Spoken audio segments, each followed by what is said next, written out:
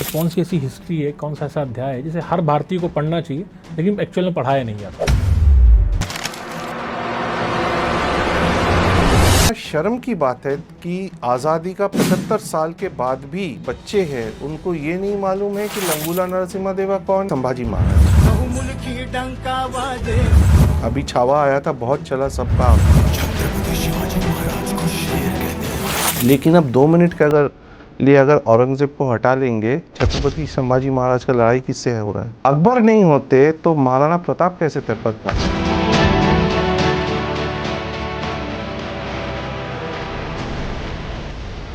उन्होंने जो बर्बरता किया है, हमारे मंदिर विध्वस्त किए हैं और मतलब नारियों के साथ उनको गलत किया है। हमें इतिहास में पढ़ाया गया अकबर महान थे। अकबर महान तो थे। ये राम हमारी संस्कृति का हिस्सा है, के हिसाब से इसको अगर समझना हो तो कैसे समझे? कल्चरल कंटिन्यूटी एपिग्राफी तो हमें इतिहास देता है। जी, कुछ लोग कहते हैं कि राम सेतु मिथ है, अब तो नासा भी कहता है कि वहाँ पे था कुछ लोग अब तो ये भी बोल रहे हैं कि जो श्रीलंका हम देखते हैं वो श्रीलंका है ही नहीं। सरस्वती नदी को लेकर कॉलेज इतिहासकार हमेशा संशय में रहते हैं। रिसर्च हुआ है, मिशेल डेनिनो का रिसर्च जो बकायदा दिखा रहा है आज के डेट में सरस्वती नदी वाज नॉट अ मिथ। दुनिया की कौन कौन सी ऐसी रिसर्च है जो एक्चुअल में इंडिया से शुरू हुई या इंडियन ने की बट उसको क्रेडिट नहीं मिलता? जगन्नाथ कल्चर की ले लूँ, जगन्नाथ कल्चर का जो मेन श्रेय चला जाता है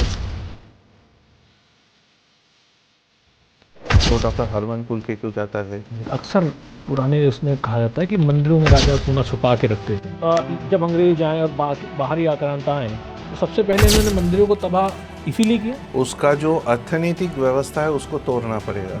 उस जमाने में कोई सैटेलाइट जीपीएस तो कुछ था नहीं, लेकिन हमारी खगोल विद्या और एस्ट्रोनॉमी इतना स्ट्रांग था उस टाइम। सबसे ज्यादा मंदिर किसके समय में, किस मुगल आक्रांता के समय में तोड़े गए?